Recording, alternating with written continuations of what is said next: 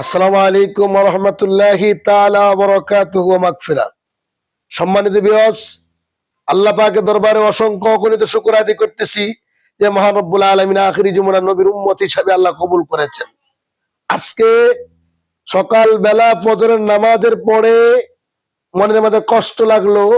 এক বক্তা বলতেছে, আরিফ বিন হাবিব নামে এক বক্তা বলতেছে, আমার নবী নাকি ১৫০০ বছর আগে কাফের মুশরিকেরা চিনেছে, আবু জাহেল চিনেছে মানুষ, কিন্তু আমরা আহলে সুন্নাত ওয়াল জামাত এবং সুন্নি জনতা নবীকে মানুষ হিসেবে চিনি না। আমি আল্লামা গাজী আবু বকর সিদ্দিক দুর্গাপুরী বলতেছি, এই কুলাঙ্গার আবু জাহেল, ওই যুগে নবীকে আবু জাহেল চিনে নাই, বর্তমান সময়ে তোমরা হচ্ছে আবু জাহেল, নবীকে চিনো না। নবীকে জীবন চলে যাইতে পারে, নবীর জীবন আমাদের জীবন চলে যাইতে পারে, জেল জরিমানা করতে পারে, কষ্ট দিতে পারো, সব অত্যাচার সহ্য করব, কিন্তু আমার নবীজি আমাদের জীবনে চাইতে দামি। নবী আমাদের মতো নয়, আমাদের মতো নয়। সুতরাং ওই আরিফ বিন হাবিবের কথাই সে নিজেই আবু জাহেল হয়ে গেছে।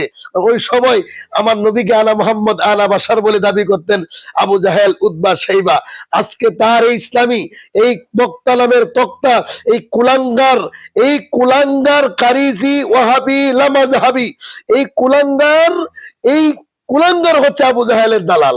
বর্তমান সময় সে নিজেই কি দাবি দিচ্ছে, আমি নবীকে আমার মতো বলি না, উনি আমাদের মতো মানুষ, নূরের নবী বলবো না, উনি আমার মতো মানুষ। তাতে বোঝা গেল এই কুলাঙ্গার আবু জাহেল হয়ে গেছে। কথা বলেন ঠিক কিনা? সুতরাং এই আবু জাহেল হতে সাবধান থাকতে হবে। ওই আবু জাহেলকে কারা দাওয়াত দেয় এটা আমি জানি না, এরা কেমন মাহফিলে দেওয়া কথা বলে এটাও বুঝি না, এবং কেমন ইসলামী আলোচক ইসলামী আলোচনা শুনে এটাও আমি দুর্গাপুর হিসাব বুঝি না। মানুষকে বুঝাইতে হবে নবীজি হচ্ছেন আমাদের ঈমান, নবী হচ্ছে আমাদের ধর্ম, ইসলাম হচ্ছে আমাদের কর্ম। ধর্ম আর কর্ম এক নয়। আমার নবীকে না মানলে ইসলাম নাই, নবীকে মানলে কোরআন নাই, নবীকে না মানলে কিছুই নেই। সুতরাং এই বক্তা নামের তক্তা যে কথা বলেছে, সে নিজের হতুয়ায় নিজেই আটকে গেছে, নিজের কথায় নিজেই আটকে গেছে গা। আজকে বলতেছে আমি আবু জাহেল, একটু আমাকে দেখুন। সুতরাং ওই আবু জাহেল হতে সাবধান থাকতে হবে। যত বড় জ্ঞানী হোক না কেন, আবু জাহেলের মতো জ্ঞানী কেউ নয়। তবু তাকে জাহেল বলেছে, মূর্খ, বেয়াদব। নবীকে কাফেররা চিনেছে মানুষ, আমরা নবীরে মানুষ বলবো? উনি আমাদের কল্যাণের জন্য, হাসানের জন্য, মঙ্গলের জন্য ওই রূপে আসছে।